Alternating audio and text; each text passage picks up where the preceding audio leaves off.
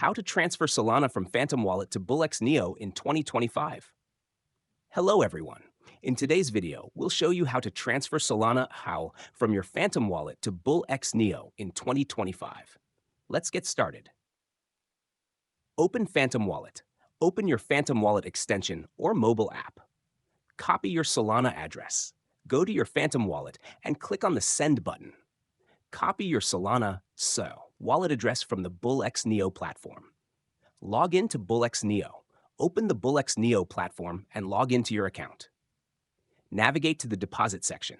On the BullX NEO dashboard, locate and click on Deposit Funds. Select Solana SOL.